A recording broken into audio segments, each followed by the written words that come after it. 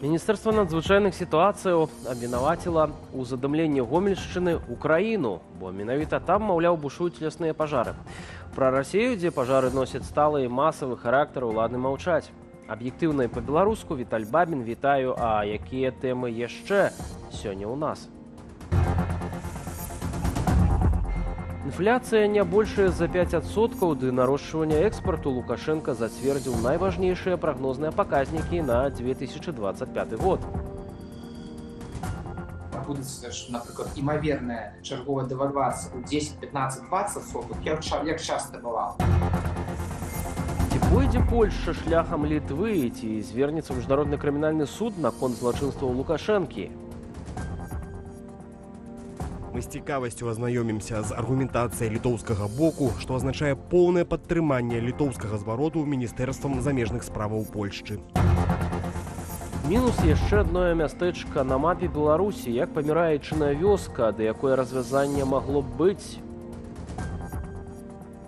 Нужно менять законодательство, которое будет позволять отдавать землю либо в частную собственность, либо в долговременное владение, для того, чтобы люди могли вести там фермерское хозяйство. Эканоміка расці да 4% ВУП, інфляцыя падае да 5%. Кіраўнік рэжыму сваім указам зацвердзіў найважнейшыя прагнозныя паказнікі развіцця Беларусі на лета.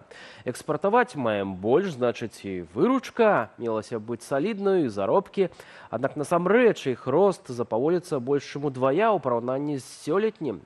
Падрабязней пра планы луканомікі на 25 год. Юлія Цяльпук.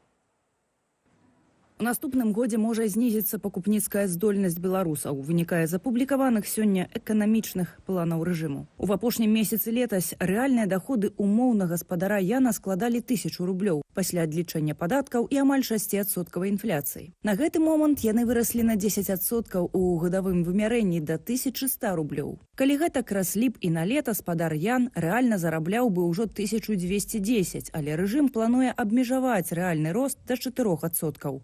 Ці будзе ўвогуле той рост, залежыць ад моцы нацыянальнай валюты, кажа Віталь Алейнік. Буде, наприклад, імовірна чергова девальвація у 10, 15, 20%, як часто бувало. Ми знову можемо побачити, що ми з гэтымі заробками ледь будем перакрошваць тыя самыя $500, якія мы ўсё там не ведаю колькі 15-20 гадоў не можем прабіць і выйсці на тое, што нам абяцаюць гэтую $1000. $1000 сярэдняга заробку мелася трапляць у гаманцы беларусаў у выніку гэтай пяцігодкі. Задачу ставіў Лукашенко яшчэ ў 2018-м. В следующей пятилетке нам кровь с носу надо достичь планки ВВП в $100 миллиардов. Только это позволит иметь зарплату $1000 и не скатиться в ловушку бедности. Маем канец гэтай пяцігодкі. З заробкамі не атрымалася, з валавым унутраным прадуктам таксама. На сёння ён складае толькі $73 мільярды. Людзі, якія не выконваюць уласных планаў, зацвердзілі чарговы на 2025 год. Згодна з ім ВУП, галоўны паказнік росту эканомікі, мае павысіцца на 4,1%. За рост кошту вытворчасці і экспарту амаль на 5,5%, ды інвестыцыяў амаль на 8%. Есть противоречие вот в этих планах какое. То есть, с одной стороны, если будут всеми силами стимулировать экономический рост, тогда это, скорее всего, все-таки выльется в ускорение инфляции, которую очень сложно будет сдерживать. Если же будут все-таки на первое место ставить инфляцию, да, тогда такого экономического роста и даже более низкого не получим. Урад і Нацбанк плануюць уціснуць інфляцыю ў 5% гадавых. Гэта на адсотак менш, чым мае быць у выніку цяперашняга года. Ведь этот прогноз, он нацелен на достижение вот этих количественных результатов, да, при том, что качество, если разобраться, да, что внутри в экономике происходит, оно, конечно, из-за этого страдает. Рынок працы цярпіць праз адток кадраў, а працадаўцы, змагаючыся за працаўніка, завышаюць заробкі. Расце колькасць стратных прадпрыемстваў, бо арыентаваная на стрыманне інфляцыі пастанова 713 абмяжоўвае рост даходаў арганізацыяў. Прадпрыемствы попросту не могуць назапасіць дастаткова сродкаў, каб праводзіць своечасовую мадэрнізацыю. І кошт такого разводу, гэтай гульні з інфляцыяй, можа быць таксама ў тым, што нават калі заўтра так можа супашыць з тым і санкцыі. І вось скажуць, вось для вас адкрыты сусветны рынок, ідзіце. Але прадукцыя аказваецца суцэльна неканкурэнтназдольнай. Гэта і ёсць пытанне якасці, але такога слова ні ў адным радку падпісанага Лукашэнкам указу няма. Замест гэтага нарошчванне фізічнай колькасці і круглейшых лічбаў. Юлія Цяльпук, Белсат. А цяпер пра злачынствы рэжыму Лукашэнкі, якія мае разгледзець міжнародны крымінальны суд у Газе на падставе звароту літоўскага ўраду. Ці пойдзе такім жа шляхам яшчэ адна наша суседка – Польшча. Белсат звярнуўся па адмысловы каментар да Міністэрства замежных спраў гэтай краіны. Brzmi ono w sposób następujący. Наша пазіцыя наступная. Зварот літоўскага ўраду ў міжнародны крымінальны суд і вывучэнне прокурора міжнароднага крымінальнага суда сітуацыі ў Рэспубліцы Беларусь на прадмет магчымых злачынстваў супраць чалавечнасці можа стаць важным крокам да забеспячэння адказнасці чальцоў рэжыму Александра Лукашэнкі з траўня 2020 года. Мы згодныя з тым, што ёсць абгрунтаваныя падставы меркаваць, што рэжым Лукашэнкі мог учыніць злачынствы, вызначаныя ў статуце міжнароднага крымінальнага суда. Міністэрства замежных справаў разам з іншымі кампетэнтнымі органамі аналізавала гэтае пытанне, і гэты працэс будзе працягнуты. Мы з цікавасцю азнаёмімся з аргументацыяй літоўскага боку, што азначае поўнае падтрыманне літоўскага звароту Міністэрствам замежных справаў Польшчы.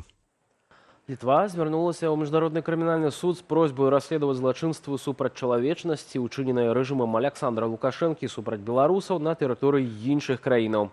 Лукашэнку абвінавачваюць ва ўчыненні злачынстваў дэпартацыі, калі на тэрыторыі Беларусі створаная атмасфера сталай рызыкі, пагрозаў арыштаў, забойстваў, людзі вымушаныя выязджаць у суседнія дзяржавы. Ідзецца таксама і пра злачынствы пераследу, што ажыццяўляюцца ў дачыненні дэпартаваных беларусаў на тэрыторыі дзяржаваў чальцоў Еўрапейскага звязу. Другога марафону салідарнасці для збору сродкаў беларускім палітвязням да іхным сем'ям не будзе. Пра гэта паведаміла былая прадстаўніца ў сферы сацыяльнай палітыкі аб'яднанага пераходнага кабінету Вольга Гарбунова. Яна падзякавала ўсім, хто падтрымаў ідэю правесці другі марафон у гэтым годзе. На гэты момант мы ў сітуацыі поўнай адсутнасці рэсурсаў маральных, часавых для правядзення такой працы. Мы недаацанілі ўздзеяння на нас самых гэтых падзеяў, якія забралі і без таго абмежаваныя валанцёрскія сілы. Мы недаацанілі дзеянняў сілавікоў, што прывялі да скарачэння партнёраў ад медыяў. Нам патрэбны час пераасэнсаваць тое, што адбылося, зрабіць высновы і працу над памылкамі, ды, магчыма, прапанаваць вам новы фармат супрацы. Першы марафон салідарнасці нам не ўсё адно прайшоў летась у канцы ліпеня. Тады для падтрымання беларускіх палітвязняў да іхных сем'яў сабралі амаль 560 тысяч еўраў. Праз месяц выракам суда Цэнтральнага району Менску відэазапісы марафону прызналі ў Беларусі гэтак званымі экстрэмісцкімі матэрыяламі. У кастрычніку 23-га сілавікі распачалі крымінальную справу супраць арганізатараў і ўдзельнікаў трансляцыі марафону за нібыта фінансаванне экстрэмісцкай дзейнасці. Беларусь выступила пасярэдніцаю пры продажы апонаў з еўразвязу і Японіі ў Расею, паведамляе беларускі расследавальніцкі цэнтр. Пасля пачатку вайны гэтая прадукцыя трапіла ў санкцыйныя спісы, чым паспяхова скарысталіся некалькі фірмаў з нашай краіны. Сярод іх ёсць і звязаныя з гаманцамі Лукашэнкі. Працяг тэмы ў нашым матэрыяле. Беларускі расследавальніцкі цэнтр выкрыў схему пастаўкі падсанкцыйных апонаў для легкавых і грузавых аўтаў з еўразвязу і Японіі ў Расею. Пасярэднікамі выступаюць зарэгістраваныя ў Беларусі фірмы. Больш за 80% гэта дзве спецыялізаваныя кампаніі, якія займаліся шынамі заўсёды. І яны проста фармальна не парушаючы санкцыйнага заканадаўства завозяць у Беларусь, а перапродаж з Беларусі ў Расею таксама знаходзіцца дзесьці ў шэрай зоне. Пасля пачатку паўнамаштабнай вайны Расеі супраць Украіны, краіны еўразвязу, а пасля Японія увялі абмежаванні на пастаўку сваёй прадукцыі ў Расейскую Федэрацыю. Беларусь гэтыя санкцыі не закранулі. Зрэшты, літаральна днямі сітуацыя змянілася. Мы выступалі заўсёды за такі падыход да санкцыяў, як гарманізацыя санкцый. Вось, і з першага кастрычніка, па сутнасці, што тычыцца шын для вялікіх машын, для вялікіх аўтамабіляў, для грузавікоў, гэта сінхранізацыя адбудзецца. Агулам аб'ём паставак падсанкцыйных апонаў з Еўразвязу і Японіі праз Беларусь у Расею за перыяд з моманту ўвядзення санкцыяў і да сёлетняга лета складае блізу 50 мільёнаў долараў. Большую частку займаюць апоны для легкавікоў. Лідар у іх пастаўках фірма Кола Плюс, што заняла палову гэтага рынку. А вось кампанія Багорая паставіла ў Расею блізу 80% падсанкцыйных апонаў для грузавых аўтаў. Кожная з іх мае дачынную альбо звязаную кампанію ў Польшчы. І польская кампанія купляе у міжнародных вытворцаў наўпрост, а ўжо з Польшчы іхная дачынная кампанія увозіць у Беларусь, што санкцыямі дазволена. Яшчэ адзін цікавы факт з расследавання: шэраг кампаніяў, што пастаўляюць падсанкцыйныя апоны, звязаны з гаманцамі Лукашэнкі. Сярод такіх асобаў расследавальнікі выкрылі Александра Шакуціна, Віктара Шэймана, Александра Зайцева. Сістэма Лукашэнкі так і працуе. Калі ты хочаш працаваць, калі ты хочаш мець больш прыбытковы і эфектыўны бізнес, ты павінен убудоўвацца ў гэтую сістэму. І, на жаль, вельмі шмат галінаў беларускай эканомікі, яны так ці інакш звязаны з тымі самымі гаманцамі, каб сістэма кантралявала вось гэтыя фінансавыя потокі. У сваім расследаванні БРЦ паведамляе, што з нагоды паставак забароненых апонаў скіраваў звароты да еўрапейскіх структураў. Адказу на іх пакуль няма. Ян Федарович, Белсат.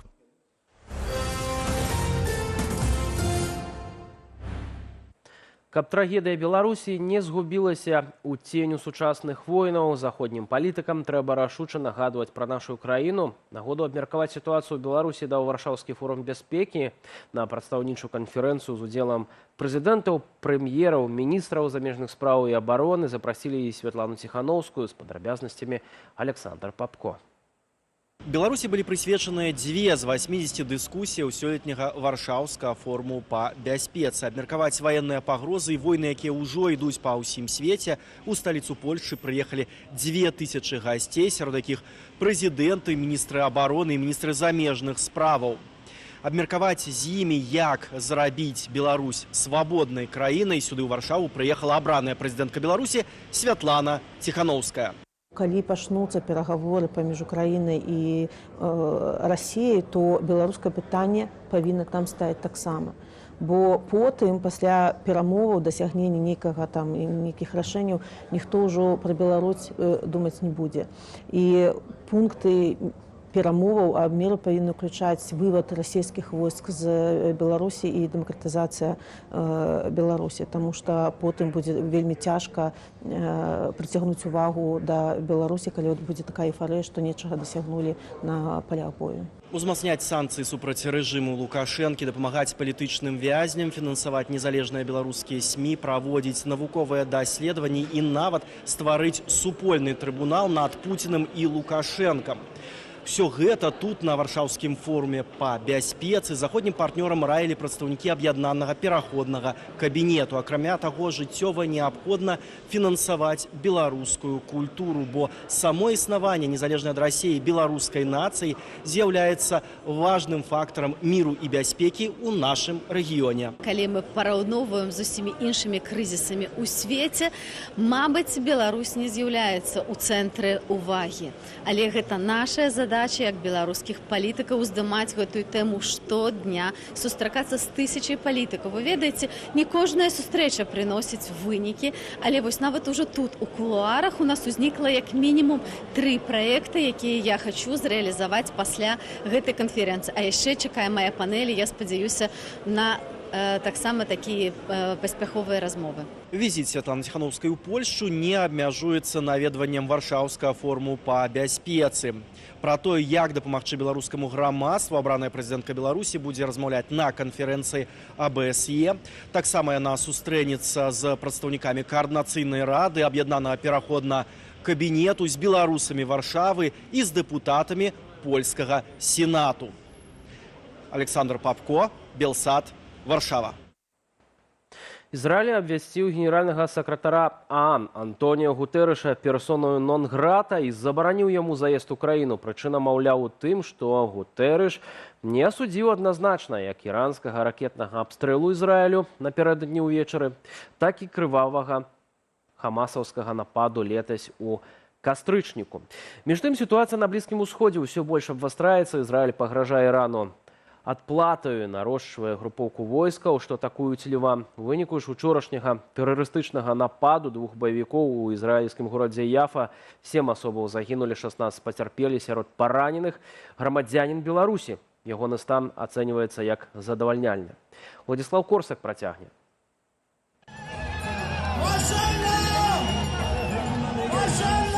Масавымі вулічнымі святкаваннямі сустракаюць у Тэгеране і сектары Газа іранскі удар па Ізраілі. Напярэдадні Іран абстраляў Ізраіль недзе 2 сотнямі ракетаў. Гэткім чынам ён помсціў ізраільскай дзяржаве загібель лідараў Хізбулы і Хамасу. У выніку абстрэлу 1 чалавек загінуў. Ім стаў палестынец, якога забіла фрагментам іранскай ракеты. Яшчэ 3 асобы параненыя. Большасць іранскіх ракетаў змагла перахапіць сістэма абароны «Жалезны купал», аднак ізраільскія вайскоўцы прызнаюць траплянні ў аб'екты ў цэнтры і на поўдні краіны.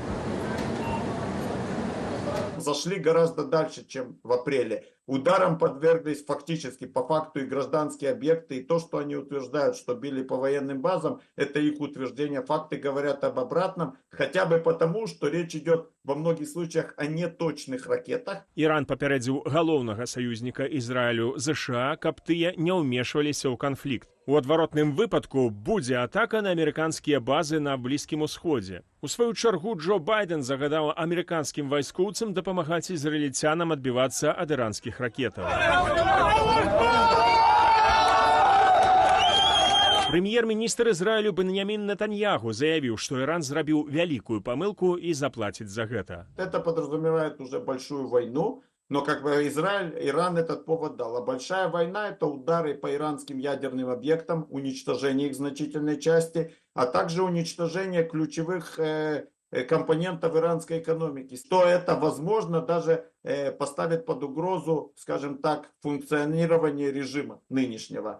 Пра кааліцыю ж арабскіх краінаў, якія ў выпадку яшчэ большай эскалацыі канфлікту гатовыя былі б выступіць на баку Ірану, казаць пакуль не выпадае, упэўненая арабістка Марьяна Беленькая. Очень разные страны арабские, и некоторые вполне себе с удовольствием посмотрят, как Израиль наносит удары по Ирану, и будут это, если не вслух, но молча приветствовать и очень радоваться. Мы видели, например, радость во многих арабских странах после ликвидации Израилем генсека Хизбаллы Хасана Насраллы.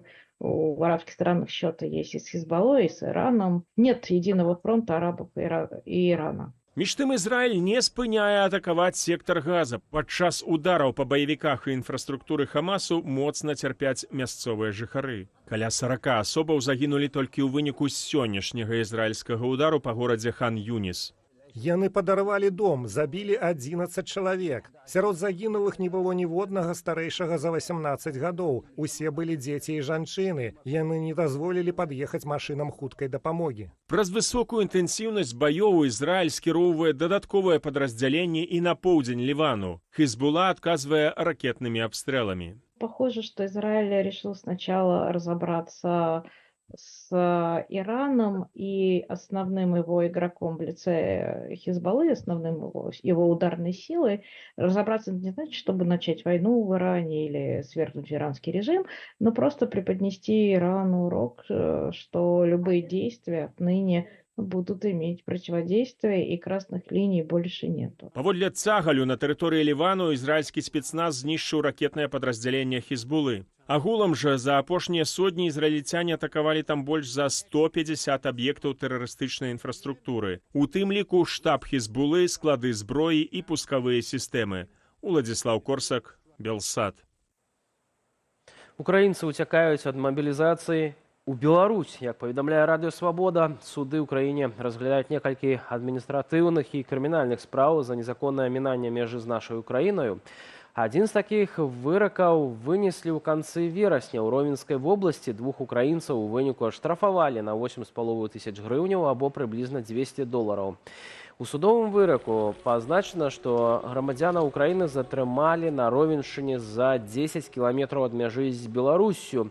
Адзін з іх патлумачыў, што збіраўся перайсці на той бок, каб далей трапіць у краіны еўразвязу і тым самым пазбегчы мабілізацыі.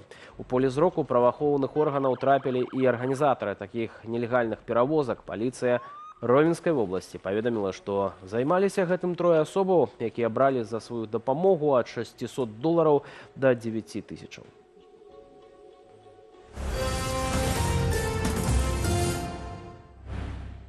-1 населены пункт на Віцебшчыне. Пастаўскі раённы савет пастанавіў скасаваць вёску Тарасаўка Юнькаўскага сельсавету.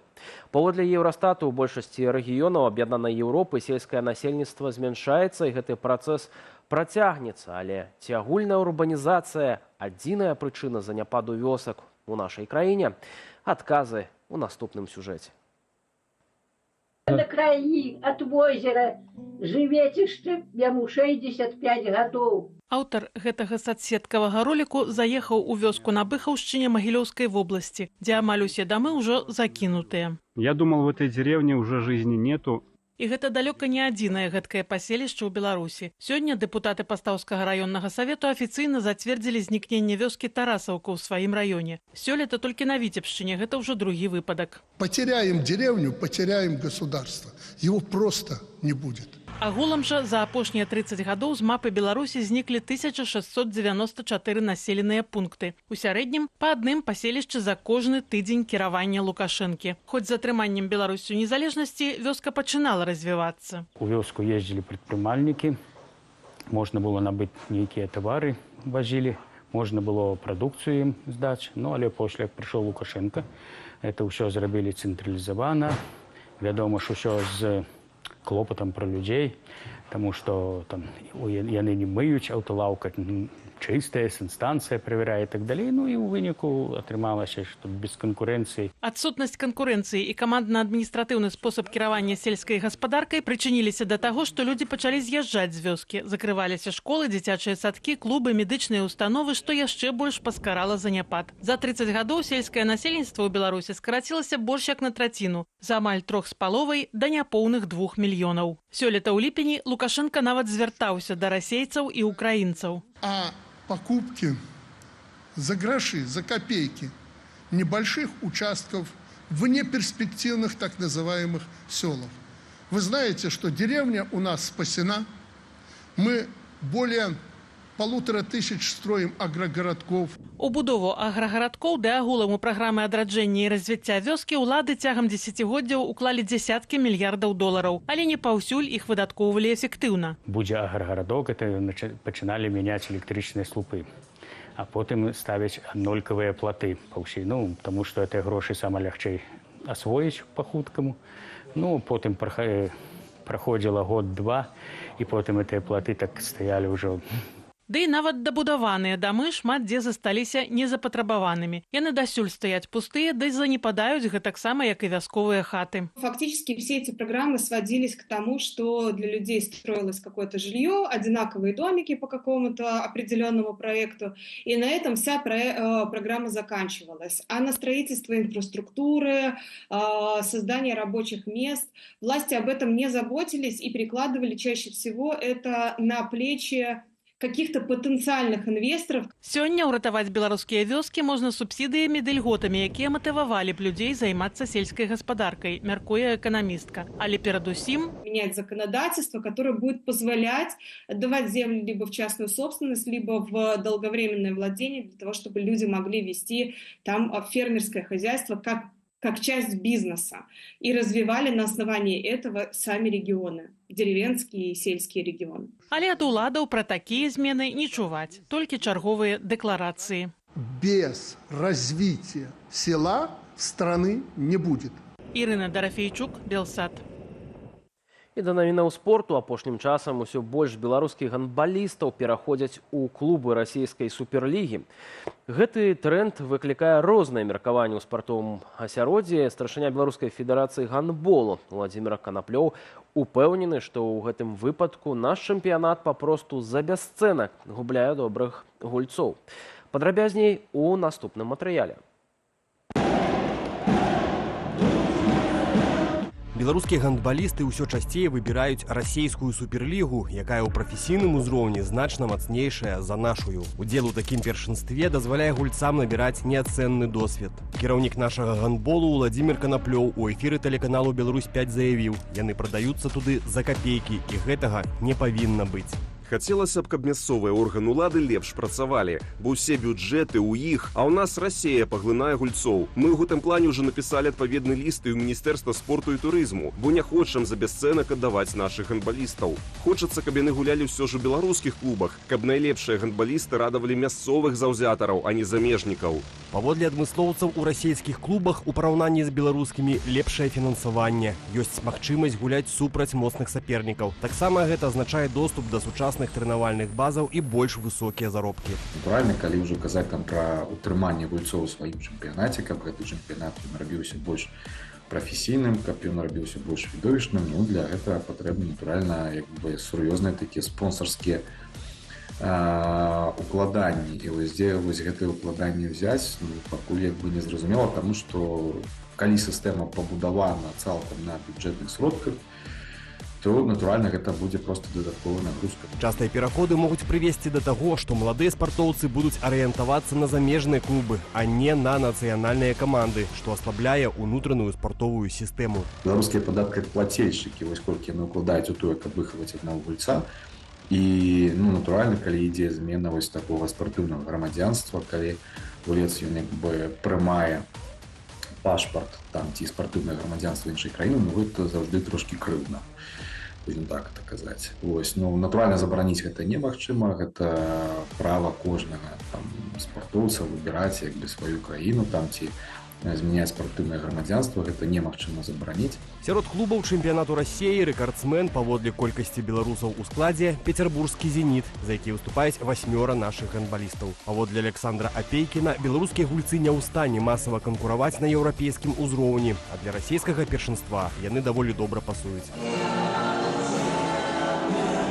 Павел Олейнікаў, Андрей Сульжыц, Белсат.